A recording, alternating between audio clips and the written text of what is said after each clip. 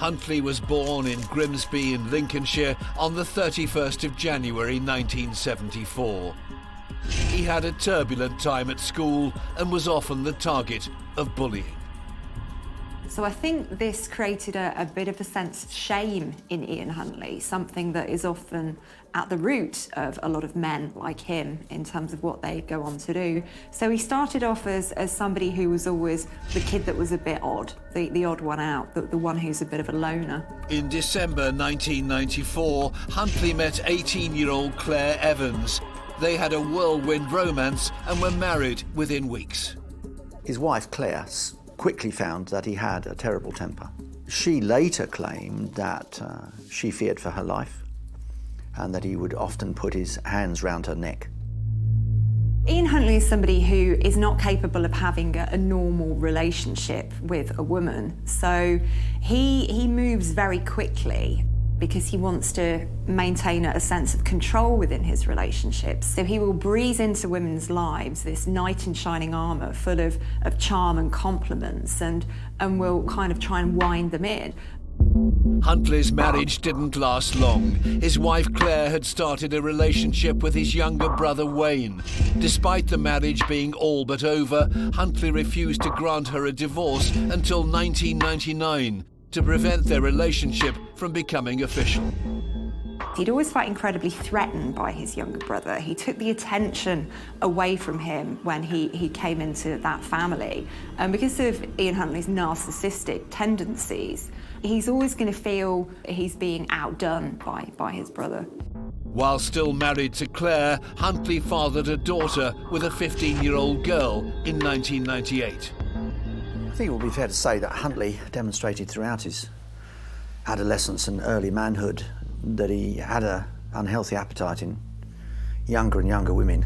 Well, during his 20s, Ian Huntley preyed on a lot of young girls, underage girls, and the police who investigated the case thought that there were possibly up to 60 young girls that he'd had some kind of interaction with on that level. And he would kind of worm his way into these girls' lives. And they're younger, they're more impressionable, they're easier to lure in. In 1998, 24-year-old Huntley appeared at Grimsby Crown Court, charged with both burglary and the rape of an 18-year-old girl. Both cases were dropped due to lack of evidence, but he was gaining a bad reputation across Lincolnshire. He was insignificant little man who, on the surface, wouldn't say boo to a goose. Unfortunately, he had no conscience and would do whatever he wanted when he wanted to do it.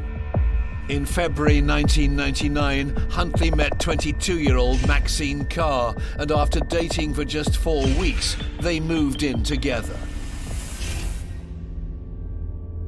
She was naive, impressionable, and he was an interesting figure to her, I think. She found him, perhaps, I would hesitate to call him charismatic, but at least interesting, and did not discover the violent side to his nature that his wife had. Maxine Carr was a very easy target, in a way, for Ian Huntley, because at this point in his life, he's managed to hone those skills of hooking women in, being quite superficially charming and manipulative, and saying the things that they wanted to hear. So he's got quite a well-rehearsed script at this point in time. On the 15th of August, 11 days after the girls went missing, Sky News decided to retrace their steps, which meant interviewing the last person to see them, local school caretaker Ian Huntley, the boyfriend of Holly and Jessica's classroom assistant, Maxine Carr. It's 6:15 p.m. The timeline on that Sunday night, the 4th of August, puts the girls here, right in the forecourt of the village college, the local education centre. We know they'd been to the sports centre just across the road a few minutes before to buy some sweets and were carrying on walking through what would have been very familiar territory. Their primary school, St Andrews, is just across the back of the village college here. How do we know they were here at 6:15? Well, we have an eyewitness. Ian Huntley here is a familiar figure. Evening, Ian. You're the school caretaker. The girls Jessica and Holly would know you, and they saw you on the front doorstep. What went on? The girl, I don't know the girls. I was stood on the front doorstep grooming my dog down. She'd run away and come back a bit of a mess. They just came across and asked how Miss Carr was, as she used to teach them at St Andrews. I just said she weren't very good, as she hadn't got the job. And they just says, please tell her that we're very sorry. And off they walked in the direction of the library over there. And you may, as it turned out, have been the last person to actually chat to them before they vanished. Yeah, that's what it seems like. Huntley looked like an unassuming, ordinary little bloke with a soft voice who wouldn't hurt a fly. He was a slight withdrawn sort of character, but at the time he seemed reasonably credible. It seemed like a credible story. That's where the girls would have walked.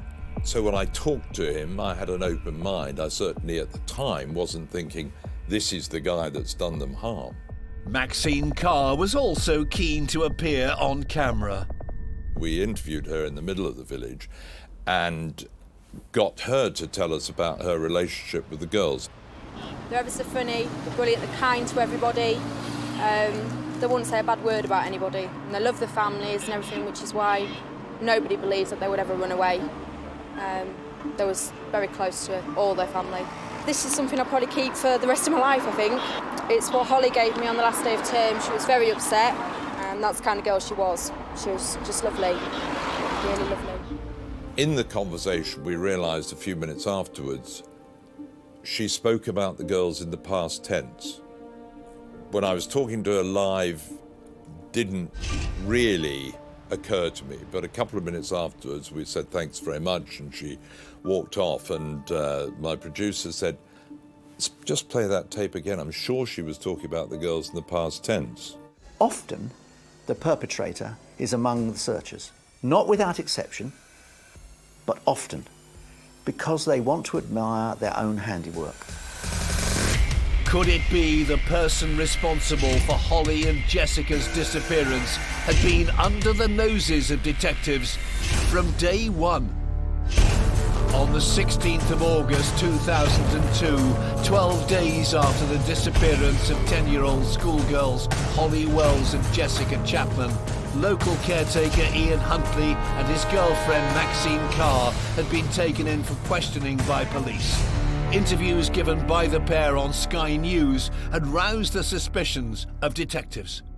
We were starting to think, wow, these two people really could be involved in something to do with these girls. They're close enough to it. They've clearly aroused police suspicion at this stage. But after just 7 hours, they were released when Carr provided Huntley with an alibi. She claimed she was with him in their home on the night of the girls' disappearance. It wasn't until about 10 or 11 at night that we heard that police released them, which we found interesting, and I got a phone number from Maxine Carr. I thought, well, worth a gamble, I'll just ring and see if I get through to them. And extraordinarily enough, I did. I got straight through to Maxine Carr. And I said, I gather you've been interviewed by the police. What happened? How are you? She said, well, we're fine. I can't tell you anything about it, but it's all right. Huntley then grabbed the phone off her and I guess wanted to end the conversation quickly. So he said, well, thanks for ringing. Yeah, we're fine. Nothing to report. The police have let us go. Nothing going on. Thanks a lot. Thanks for ringing. Bye. Once Huntley and Carr had been questioned, further searches were carried out at their home and at Huntley's place of work, Soham Village College. It was quite clear as we checked back that something had happened on the Friday night during the interviews with Huntley and Carr. It had triggered further searches, and because they suddenly saw Huntley as perhaps the key figure here, they went back over his territory, his home, and his workplace. And it was then that they began to find evidence that he had abducted the girls. On the 17th of August, investigators got their biggest breakthrough in the case yet. In the bins at the school where Huntley worked, they found the burnt remains of 2 football shirts, tracksuit bottoms, shoes, and some underwear.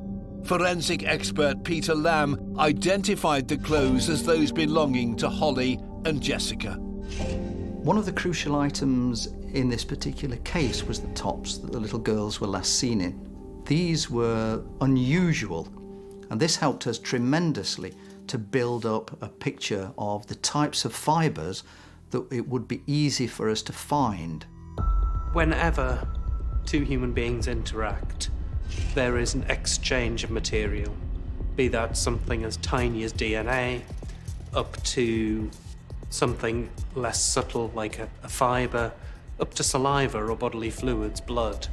We leave a mark on each other, and no matter how hard one tries to destroy all of that evidence, there will usually be something left to say that two people have been interacting. There is this constant interaction of material that allows forensic scientists to draw conclusions and ultimately to come up with very strong evidence that places one person in one place with another person and builds the case. Forensic scientist Peter Lamb had the girls' clothes, but now he had to link them forensically to Ian Huntley. And it didn't take long.